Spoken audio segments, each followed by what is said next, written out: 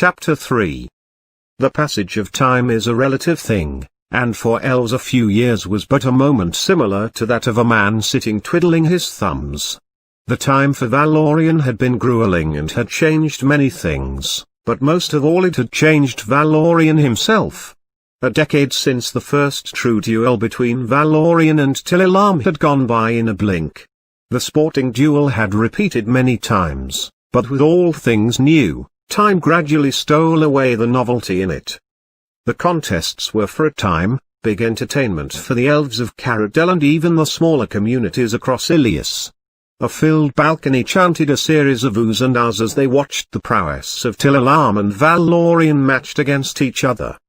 But, it was not to become a constant thing in Ilias, for something deeply wrong had changed in Valorian, and everyone knew it, including Valorian himself.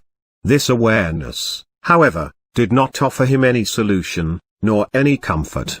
The last child of Cradle had declared himself a man, and would no longer, and in some ways, could no longer, tolerate any form of scrutiny. More and more of his days Valorian spent consumed by outrage and frustration. It dominated his thoughts and he found it an impossible struggle to sometimes exercise some measure of control in his behavior. The effort needed to rein in his temper and maintain his composure, exhausted him thoroughly. It never abated and over the time made him question everything and everyone. That seed of doubt towards the elves, which had been sown all those years before as a child, had grown now into delusional paranoia, and it threw into question every interaction he had with them. Valorian's days had rolled by with dreary motivations. As they turned into weeks, then into months, those months had become years with a frightening ease.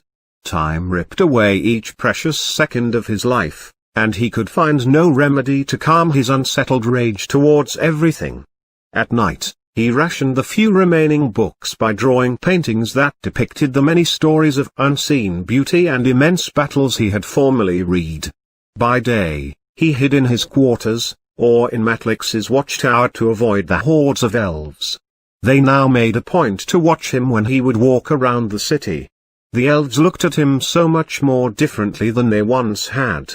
He practiced with Volumar in private, keeping his skills as sharp as Volumar's edge, but the violent intentions behind the sword forms would cause something primal to pulse ever louder in his thoughts. It grew like an overcast shadow he could not find a way to step out from under. All his old instructors now had no time for him, they just repeated the same statement, "I have nothing to teach you today, Valorian. You should take greater contemplation of what you have already learned." It was becoming infuriating, the same statement repeated over and over. He was beyond suspicious as to the exact reiteration, like they had all agreed on the proclamation, or worse yet, told to deliver it by someone explicitly. Valorian lay on his bed with his hands locked behind his head. He looked up at the ceiling as the first few rays of an anxious summer's sunrise seemed to creep into his presence with an apprehensive progress. He did not even acknowledge its coming. Instead, he lowered his gaze, looking down his nose at a blackened leather-bound book lying open across his chest. The book had ornate gold scribing on the front and spine. He unlocked his fingers from behind his head and brought them down to the sides of the book. He slowly lifted it to an upright position on his chest with no hint of a rush or any sign of excitement. Not for the first time, the polished waxed leather from the book's cover released a distinct aroma of oily earth. The light reflected off the gold writing on the front cover, the words glimmering to reveal the title, Zymergy. There were only a few pages that remained left to read. It was the very last book he had left to read, in all of Cradle and Ilias. He grudgingly turned the pages, the leather creaked, never being this far open before. Valorian signed heavily as he completed his unusable knowledge about the chemistry of fermentation for brewing alcoholic drinks. The end. Valorian venomously muttered to himself. The book finished, he placed it aside without regard. It settled on top of other books that had previously accumulated on his bed. In no hurry, with no place to ever be, or anything to ever do, he resumed his vacuous study of the ceiling. The year was 117,690 GC. Valorian had read every shred of literature that the great city of Cradle had to offer. The passage of another spring meant he was now in the 134th year of his tedious life. He had marked the occasion by kicking his door closed to visitors so hard that the force almost brought the archway crumbling down. Valorian lay on his bed, with a sea of opened books and drawing pads marooning him like a desolate island. His unkempt chambers reflected his darkened thoughts and general distaste for life perfectly. He slothfully rose from his bed, the movement knocked over books that lay close to the edge. His feet inadvertently found a large tattered book on his floor. His weight on the book caused the pages to slide and the spine to buckle. He stumbled out of bed, collapsing forward to hit his knee on the bedpost. "Ah!" he bellowed whilst he tried to regain his balance. Stomping the floor to gain a stable surface, book after book buckled and slid beneath his feet. His balance swept away until he toppled over to land on his back. Valorian lay quiet on the floor, incensed by his shameful lack of physical grace, the grace he had typically prided himself on once. He heaved with anger that was fueled with the constant supply of outrage. "Foolish elves! Can't even make a bed properly!" Valorian screamed in a spitting rage. Nothing of the voice and the wild senseless thoughts were reminiscent of the innocent young boy he had once been. A burning sulfur smell flooded the room, animus energy surged from Valorian, the room started to crackle with the primitive energy. The animus energy cascaded out in waves unbidden by any form of reason. The fizzing waves of energy spread from him and increased with the internal battle for lucid sanity that waged in his mind. Anger at the book, anger at the room, anger at the elves, anger at himself, anger at his life, and of course, there was also the blind logic behind the anger he felt towards everything. The room began to bulge outwards and draw inwards in unison with Valorian's chest as it rose and fell in shaky fits. The fabric of the room's existence shifted in tandem to the primal whim, the structure creaked and moaned as the expansions and contractions increased. He thrust himself upright and shot his arms out with his fists balled, his head snapped back and his face contorted with a deadly look on his face. All that was the lucid Valorian seemed to be cast aside as an animalistic roar was unleashed like an uncolored madness. A deep rumble washed over the tower. It bellowed from the openings, to send nesting flocks of birds into a panicked flight to flee to safety. Elves that were gathered for the tranquil commune of the sunrise, were startled by the predatory intrusion that abruptly flooded the peaceful city. Groups and couples reflexively moved closer together as they looked towards the tower and the source of the disruption denned within. Several unruffled males and composed female elves stared towards Tililam and tried to catch his eye. It was quite a collection of stares, which would not break no matter how much he resisted looking up. Each wore such regal refinery that the only thing that could match it was the regal countenance they readily radiated. They shone with authority, for they were the Council of Elders. Tililam could not even face himself in the direction of Valorian's tower. Instead, he remained turned towards the sunrise, yet his head was downcast with heavy thoughts weighing it down. The sunrise did not enthrall him this morning, his fallen head dragged down by the disheartening anger exhibited from Valorian. Tililam raised his head slowly and met the looks of the elders finally.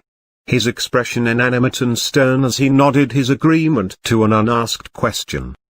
The following morning, after arrangements had been made, Tililam departed his living apartment and made his way to Valorian's tower. Once upon a time, not so long ago, the tower had been referred to by its proper name, Ganovan's Horn. Standing for millennia after millennia, it was odd to Tililam how in less than a century, it had gained the name Valorian's Den. Most referred to it that way now, even elves that were so ardently against its usage. The tower rose in segmented tapering sections, each collared with balconies and intricate archwork. The tower's linchpin feature was the entrance arch at the front that Tililam paused before as he gathered himself before entering. An impregnated spy ran the height of the tower up from the entrance archway at the base.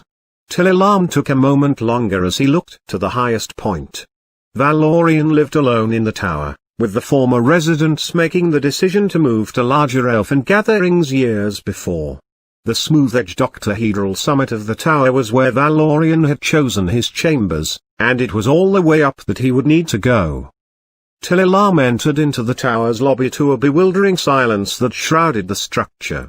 His footsteps echoed through the corridors, to places where children had once run and played millennia ago. For Till-Alarm, those memories made being in such empty places hard. The cold floors and frigid walls now seemed to entomb the hollow absence of life. Even after so many years, hope still lingered at the back of Till-Alarm's thoughts. Since he had learned of Valorian's potential and helped him train, that small hope had grown for Till-Alarm. By almost an accident, but mostly through wishful thinking, he had begun to think with a secret optimism others would find quite foolish. Till-Alarm knew himself that it was a foolish way to think, and yet the optimistic feelings endured in soft encouraging whispers in his thoughts. There were so many unknowns and maybes to consider, but if the plan put in motion all those years ago came to pass, then these lamenting walls, and the many others like it, might once again receive the quickening of a child's laughter. He walked on through a seemingly shriveled archway and ambled towards the Ascension Chamber. If it too had fallen prey to the neglect he saw, he was in store for an arduous climb. It would mean traversing flight upon flight of stairs, which would take the better part of an hour to reach the summit. Till-Alarm advanced on the Ascension Chamber with a skeptical look on his face. The once golden metal doors of the entry stood closed over, a mantle of detritus covered the chamber doors. Till-Alarm extended his robed arm towards the chamber, his hand began to move with slight sweeping gestures from left to right. The rotten barricade magically brushed away by an invisible heavy breeze of elemental air and earth, which acted in symphony together. The doors automatically screeched open with a metallic squeal that reverberated throughout the stone husk and finished with a piercing clang. Till-Alarm entered and waved his palm over a grime-coated metal plate inside. The plate glowed beneath the dirt stain to reveal a crystal display beneath. The soft glow showed a helix of interlocking rings moving in an upwards motion. The real mechanism beyond what was on the display did not work as smoothly. A grating noise developed around the chamber until a succession of silver and glass rings mounted ethereal runs in the tubular wall.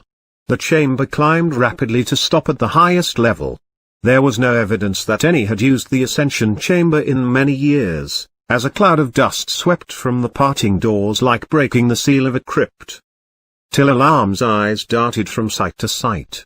He tried to quantify the reception of color laid out before him and failed in every which way to do so. Every surface had a painting, some smaller and impractically detailed, others large and flouncing with exaggerated hues.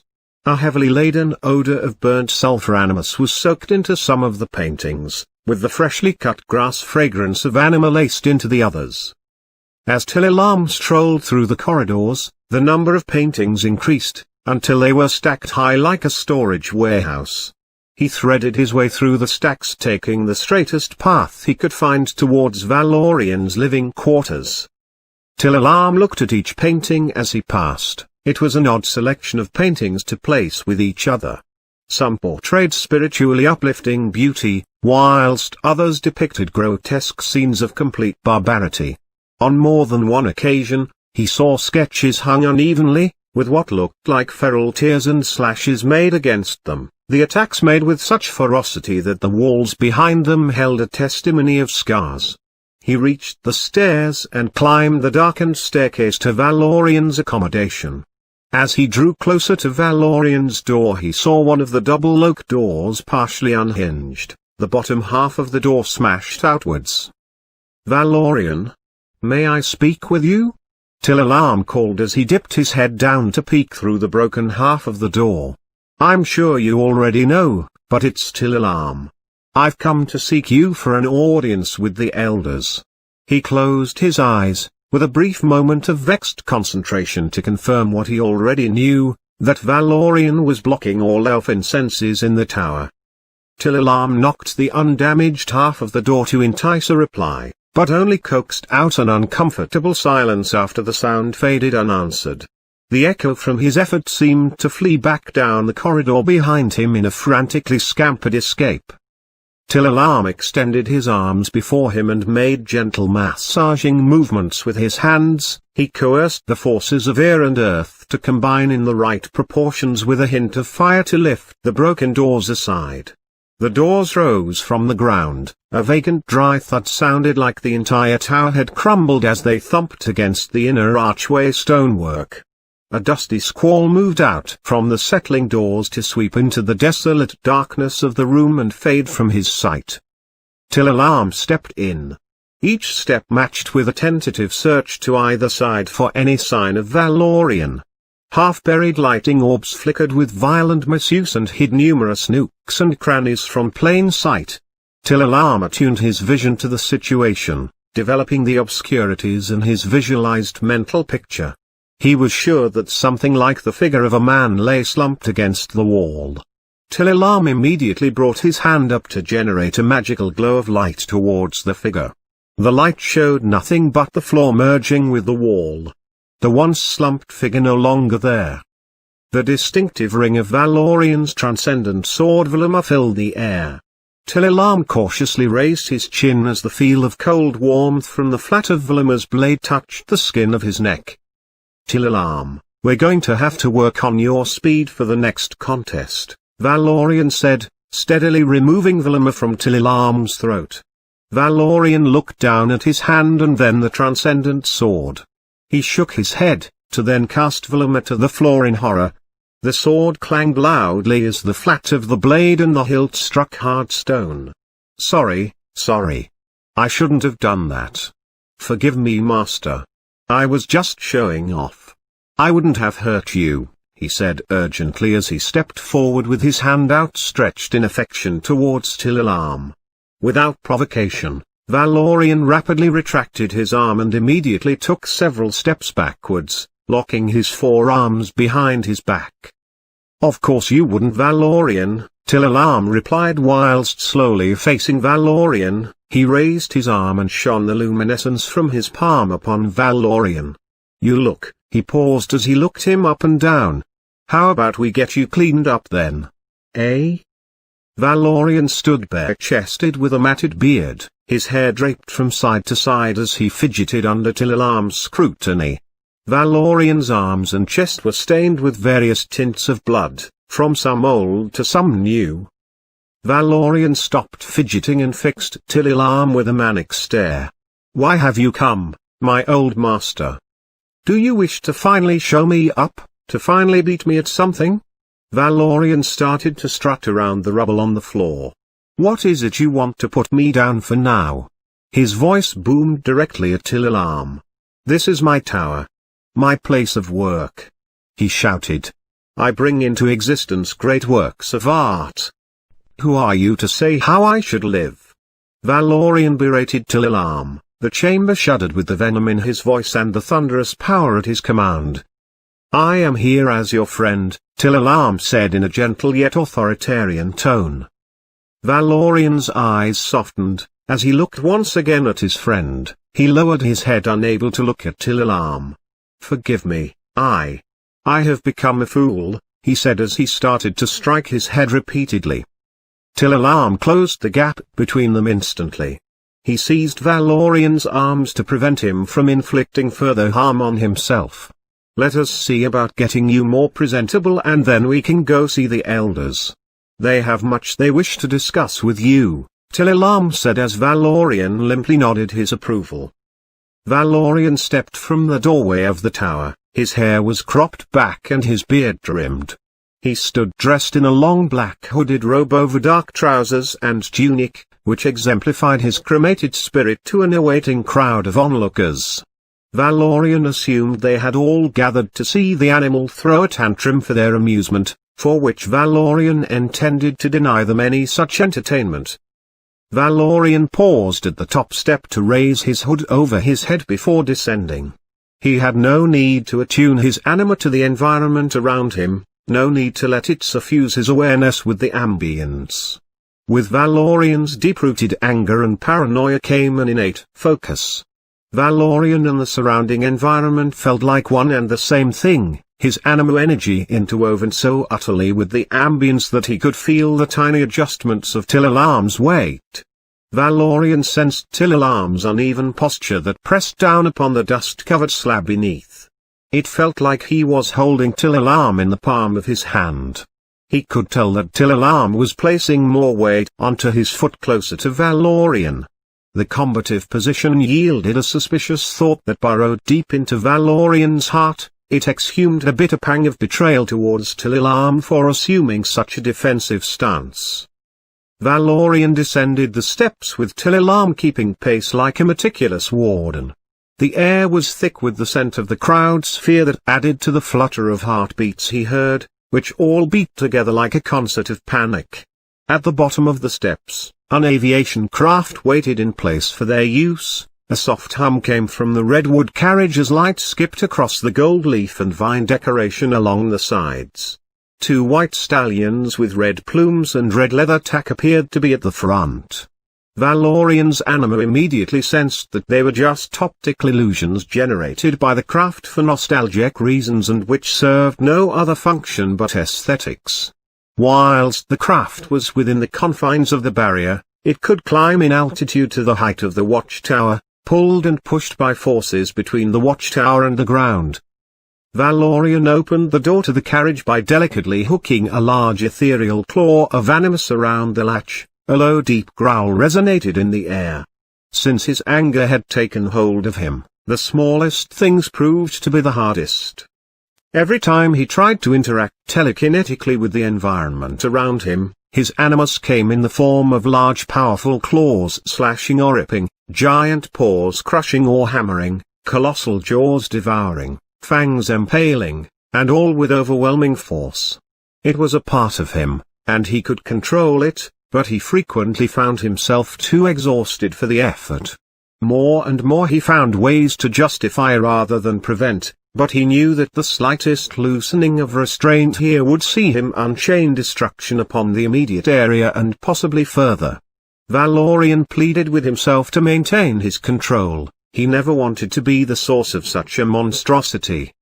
They entered the carriage and sat facing each other. Till-Alarm activated the craft. The door closed as it moved off at a gentle slope.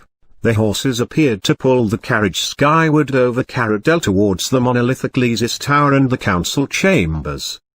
Valorian and Till-Alarm remained silent, both bided their time in their own way as they waited to go into for an audience the Council of Elders. Valorian paced back and forth mostly, with the odd occasion when he would take a seat against the wall near Till-Alarm.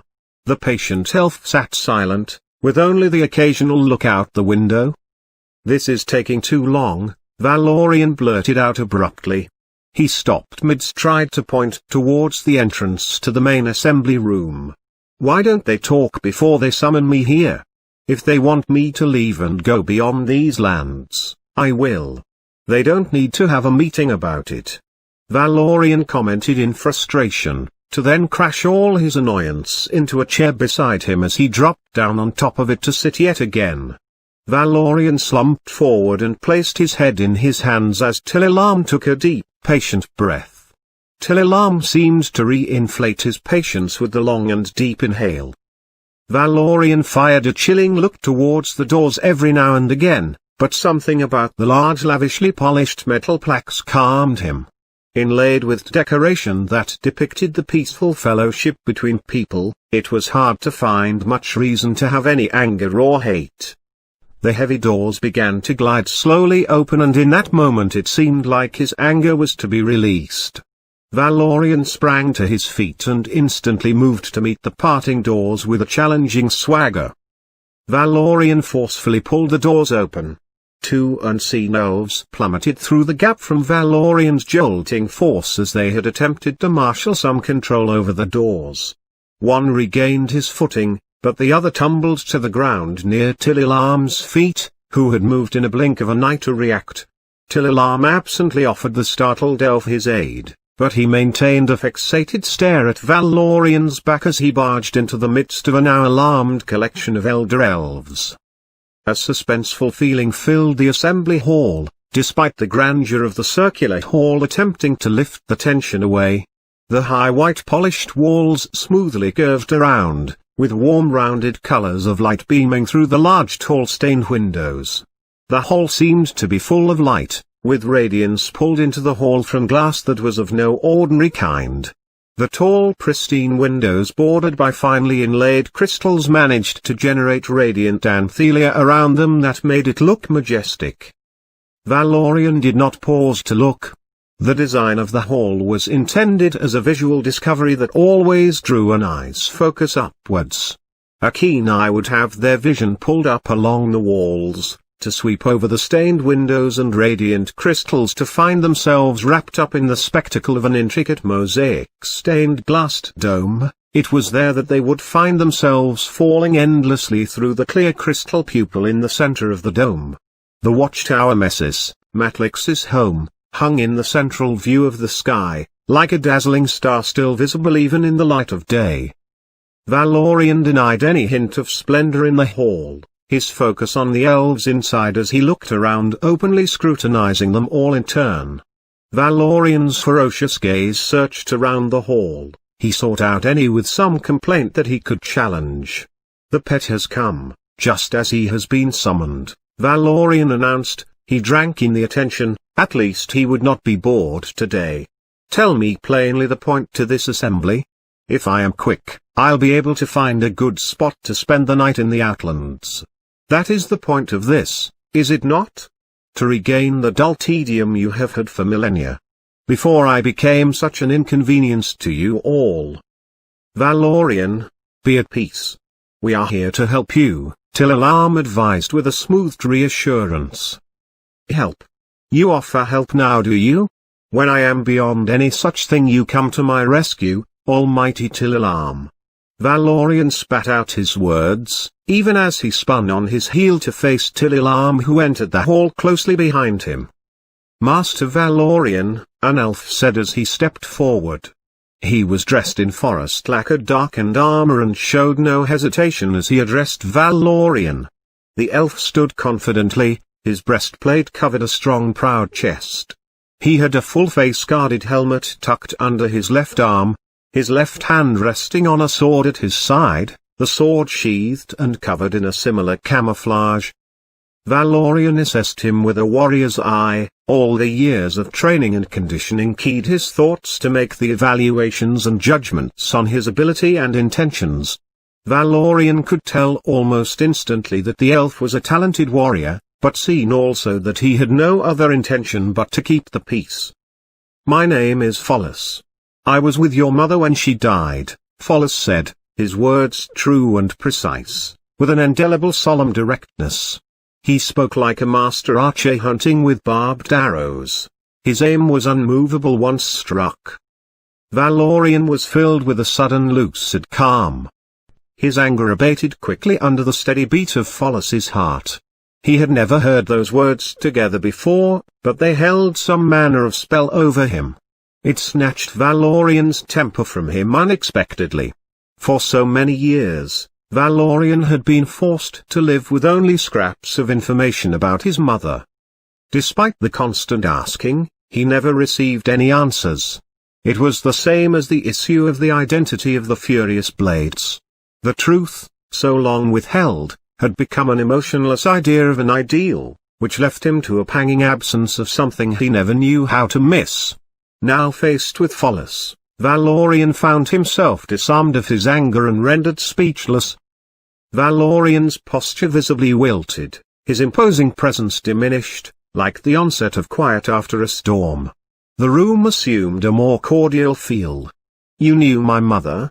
Valorian beseeched Follis with the only question he could manage. "I did not," Follis answered with the same flair of precision. He lifted his hand from beneath his cape to reveal an old discolored fabric pouch he held. "I am captain of the Ilias Guard at the barrier perimeter in the Old Merchant's Pass sector. When your mother crossed the barrier into Ilias, she was badly wounded, and dying. Follis looked to the pouch in his hand, his words direct and concise. "We were able to save you, but her wounds were too extensive. Besides her clothing, she carried only this." Valorian stretched out his hands as Follis walked straight up to him and handed the pouch to Valorian. "This is why we have asked you to come here today," a female elf said. She stepped forward as Follis slipped back into his original position. Valorian recognized her immediately. She was the Lady Byrilla, and one of the High Elders, second only to Brudenin, who was overseer of the entire elfin people. Byrilla continued forward confidently towards Valorian, who remained still and somewhat stunned. She moved with an agile eloquence in her tall and slender form, with long flaxen locks of hair that fell around her graceful figure. She was dressed in light silken cream robes, embroidered with numerous silver-threaded designs, which made the majestic hall left for wanting in her presence. "The contents of the pouch your mother carried confirms her identity as Mylepsarian," Byrilla said, holding a long pause as she waited for a hint of recognition from Valorian. Her eyes held him in her pensive stare all the while. Valorian looked to her dazed, stunned by the revelation. "I'm sure you have read many accounts of Myle." She stood foremost amongst the once great nation of Tralestra, seat of the Lion Throne and the Laurel High Elves, that is, before the warlords took up occupation. The most recent information we had received about her was that she'd been enslaved, and her family butchered before her. She was believed to have been driven mad by the spectacle, for she openly devoted herself to one of her captors. Byrilla walked right up to Valorian, in what seemed a weightless glide, and placed her hand on his. Thankfully for us all, she was quite the contrary. Byrilla's rich smile complemented the sincerity Valorian found in her deep blue eyes. Valorian remained stunned. He was the son of Myle, he was half-elf. Never had he read any account amongst all the books, in all the libraries of Ilias, to suggest that such a mating was even possible, and yet he knew already through nothing more than a feeling that it was absolutely true. "This is of course still all surrounded with speculation, which is why you are here," Brudenin interjected, all eyes attracted to the magnetic command of the overseer. His tall powerful frame, stern jawline, and imposing brow could deliver a scrutinizing stare capable of breaking the most courage-filled heart. Dark brown hair pulled back over his shoulders by its own weight, garnished his regal demeanor. "If you will sit Valorian we may begin," Brudenin asked as he extended his powerful hands, beckoning Valorian to take a central seat in the middle of the hall. Those hands completed the ingredients to the mighty soldier Brudenin still was. He had served a protracted tour of duty commanding the barrier garrison of the Ilias Guard, and the impressive effect was evident. "Please, everyone return to your seats so we may begin." Valorian looked back to Tililam, who motioned encouragements with his head to proceed to a seat before an ornate ebony and mahogany table. Valorian walked unsteadily to his allocated seat, drained of energy by the anger's sudden prising to leave him feeling deflated. The elders resituated themselves into their hierarchical positions. Tililam and Follis stood behind Valorian. Valorian sat with the pouch resting on his lap. "You may inspect the contents, if you so wish," Brudenin suggested. "The book, The Order of the Furious Blades, Tililam has already given to you." Valorian placed the pouch flat on the table and plucked its bottom surface. He gently allowed the contents to spill onto the polished tabletop. 3 hard leather sleeves, no doubt containing the important birthright certificates, came easily from the pouch. Next, a small metal jewelry chest held with a tiny latch tumbled out, then a small leather-bounded diary. It seemed like that was all there was until finally, a sharp metal clang filled the hall as an embellished ring landed on the table. Adorned in an elaborate scaled armor-like ring casing, the ring dropped onto the table and slid across its length. It stopped just short of falling off the far corner of the glassy wooden surface, settling into place with the long flat oval dark gem facing him. The ring stared back at Valorian, Without either eyes or a consciousness, it felt keyed to him. He glared at the ring, his reflection in the dark abyss of the gem coaxed him to take it. A soundless piercing whistle cut off all noise from the hall. The silent tone only in Valorian's mind as it honed the intimacy between himself and the ring. His thoughts yearned for it, as the muscles of his arms and hands began to twitch with involuntary signals that urged him to pick up the ring. He denied the drive, as he always had to deny it when it wanted to destroy or kill. The intensity of his anger at not holding the ring increased. The beast within him furiously stamped back and forth in his head, it clawed and bit at an envisaged cage of prolonged incarceration there in his thoughts. Suddenly the ring started to lift off the table into the air. Valorian almost pounced after it in an involuntary reaction. The sharp jerk from his abrupt impulse caused the chair to scrape along the floor slightly and make a loud grating noise that echoed around the great hall. Valorian regained control of himself. He blinked repeatedly as he fought free from his obsessive longing to realize that Brudenon had lifted the ring from the table. He looked around the hall as he heard a reverberated intake of panicked breath from all the elves in the room, and hailing all at once, they began to nervously look amongst themselves and the exit. Brudenon pulled back from the table carefully as Valorian remained poised for attack. "This ring belonged to your father. It was found in your mother's pouch. As you have no doubt sensed, the ring is imbued with a great deal of, as yet, unidentified power," he said as unthreateningly as his station could allow him. "The ring is an insignia of the Furious Blades. Along with distinguishing membership, it seems to have other functions we've been unable to decipher. We have studied it and have speculated that due to the configuration of the energy within, it may be a lexicon of some type." Brudenon explained their theory as he reached the ring back to the table, tentatively setting the ring before Valorian like fresh meat before a starving carnivore. "The only information it relinquished was this," he said, continuing as he placed his hand palm side down over the ring. Elemental energy from Brudenon flowed through his body to his hand. The energy built in intensity until it reached the desired amount. The overseer directed the power into the ring. The air began to buzz with energy. The acoustics of a voice became discernible, as if gradually opening a door on a large crowd of people. The sound took shape into a single man's synthetic voice. My love. It pains me to think of you listening to this message alone, but I felt it a necessary thing to prepare for the worst, whilst we hope for the best. I'll be quick. You've nearly finished packing, and you would not be best pleased to learn I have been so pessimistic about our chances. I have only just learnt that Arabian is fully aware of our plan and means to use our child for his own purposes. He has known all along. I don't see how, but he did, every detail of the composition of the lion. Everything. If he can't use the Nexus, he may try to repeat the process. The responsibility is left to you alone now to keep our boy alive. Without him, Arabian may succeed in forming his own Nexus. Valorian will be difficult to handle, but you must wait until the anger has enveloped him completely. It will be hard to watch him fall, but you must wait. After a certain point the ring will respond correctly to him. It will be keyed to him as it was for me. He will be dangerous. More so than I ever was. Wait until he exhibits the proper characteristics, but not too long." The voice paused, letting a gentle laugh fill the moment in a remorseful way. "My apologies, my dearest, you know better than I when the timing is right. Finally, I need to ask now for that which you would never let me ask for before, forgiveness. Please forgive me, my love. Forgive me for the wrongs I made against you.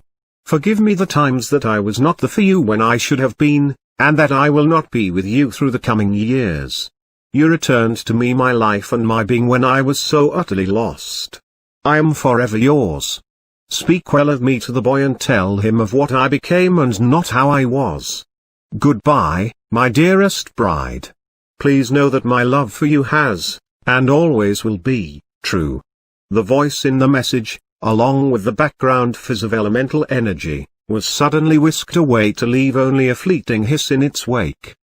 Valorian pondered the words in the message. He tried to sort through them for some meaning.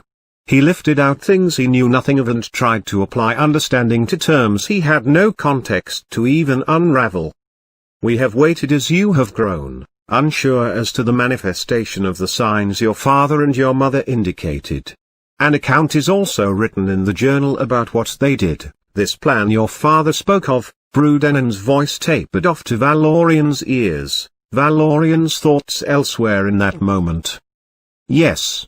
My father spoke of, Valorian mumbled mindlessly in reply. His concentration solely locked on the ring. He reached across the table, hesitating as he picked it up slowly, rotating it in his fingers. He debated with himself what to do. Choosing the course that both the message indicated and his instinct wanted was difficult for Valorian. After resisting the wants for so long, it did not feel natural that they shared the same direction with what seemed logical.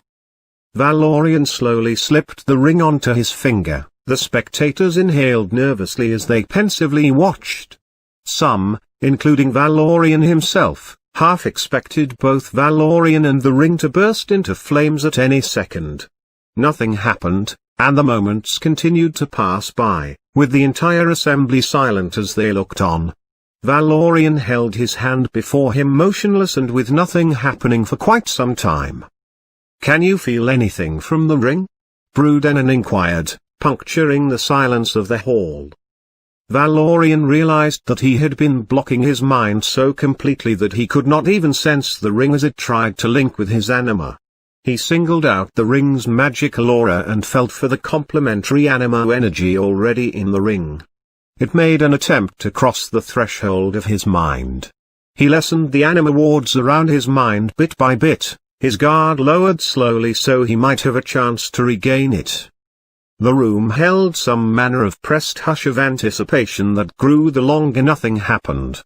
As Valorian also waited, he noticed the air in the hall carried a salted tang from a cold draft that had worked its way through the council chambers. Follis must have come straight from the forest next to the barrier as Valorian's heightened senses could smell fresh grass and wild flowers. A rushing breeze blew over him, his hair ruffled forwards. Valorian quickly concluded that someone must have silently entered the assembly hall. He started to hear an unfamiliar noise that came from behind him. Its unacquainted configuration caught his attention with the oddity of it. He listened, but always made sure to stay vigilant in his awareness of what the ring was doing. A series of distinct washing crashes forced him to turn and investigate. When he did, Valorian's heart sank deeply in surprise. The council chamber hall vanished in a single blink. Valorian no longer sat by the table in the zenith of the Lysis Tower. He now stood in a grassy meadow near the top of a rise. A horizon of boundless open sky filled his vision as the view spread beyond his ability to grasp. A current of noises abruptly replaced the closed-in sound of the assembly hall. It signaled that he was no longer indoors, but as he turned, the high snow-capped Boreas mountains that surrounded his known home of Ilias escaped his spinning search. Valorian walked towards the sound of crashing water. As he reached the crest, his eyes dilated at the sight of the immense blue ocean. He teetered on the edge of a cliff as he looked out from his tenuous vantage point. All he could see was the deepest shimmering blue water. It stretched across the horizon further than even his heightened vision could perceive. A barrage of salted sea air charged around him. He licked his lips to taste the saline air as the ocean vapor settled on him. Valorian looked to his hand, the ring still in place. Valorian sensed the ring as it conveyed the entire scene in a collection of anima stimulus into his mind. The ring implanted this orchestra of sensations as it fabricated the environment through his own anima. The surprise for the new surroundings passed, and Valorian sat on the cliff ledge to wait for whatever needed to happen. He tried to determine the purpose of the ring-generated world, but he could only imagine what this all might appear like to the elves back in the council hall. He brushed his hands across the grass, testing the texture. He was impressed by the level of detail, but the lack of happenings came to feel like a waste of time, in a life of wasted time. He knew the signs all too well. Valorian began to agree with Brudenen's assessment, that the ring was some kind of memory device and not the thing to save him from his growing madness. It was in that moment he realized that the anger no longer tortured him. It was still there in the back of his mind, but before it seemed to always be fighting for control of him, now it was distracted, or occupied by something other than him. He had control of himself once again. Valorian lifted his hand up to view the ring. It certainly was no cure, but to regain even a small measure of control in his life was an immense gift. Valorian focused his anima, he tried every method of elemental delving he knew of, and much more still that he had invented himself. He tried to sense if there was anything for him to activate or if the ring needed him to feed energy into it in some way. With no sign of the environment ever changing, he grabbed the ring with his other hand intent on pulling it off to study the effects and replicate them beyond this ring-generated world. As the ring began to shift on his finger, a deafening roar came from behind him. He released hold of the ring and leapt to his feet. He dexterously turned as he came up, with his robe billowing outwards as he spun to readiness. 20 or so paces from him, an enormous white and silver lion stood poised and fierce. It was far larger than any he had ever seen or read of in any wildlife book. It snarled at him, the upper lip flicked up each time it took an angered breath. Jagged teeth flashed at him, and there seemed to be little doubt that the teeth were meant for tearing and ripping if Valorian interpreted the intention properly. The silver mane bloomed behind the lion's head and blended into its back and chest. The massive paws never stopped a frenzied clawing of the ground, claws extended and retracted to stab unhindered into the hard earth and rocks. Valorian checked his side with his hand. He patted with a fool's hope for the miraculous appearance of his sword Vilama. His side lay empty. The lion acknowledged the aggressive movement by lowering its head.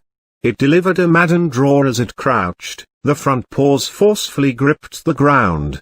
Its eyes, to Valorian's amazement, slowly turned from silver to Valorian's azure blue. Valorian's image encapsulated in the midst of the tempest vision, with Valorian the hub of all activity. The lion's mane bristled, the silver hairs revealed as razor filaments that danced in the wind. Light frolicked through the thick mane in a deadly waltz. Valorian tried to bring into play his own lethal charisma, but found only emptiness. Fear began to creep into his mind for the first time in his life. The angry gaze of the lion made Valorian feel totally helpless within its sight. The lion sensed the fear. With an instinctive awareness that its victory was assured, it charged towards Valorian and descended upon its powerless prey. The gap closed fast with just a few strides, hurtling itself onto its now paralyzed quarry. Defenseless, Valorian meekly turned his head away and held his arms up protectively. Rather than snatching him up in its mighty jaws, it phased through Valorian. They met like two spectral ghosts passing through each other, the effect sending cascading waves of burning pain through every part of Valorian. Pain flashed and burned, to both blind and deafen him in a wash of the purest white raw. Valorian faded into unconsciousness with those metaphysical irate blue eyes closing in on him. The ferocious roar echoed in his head as his awareness dulled to a dark ruined silence.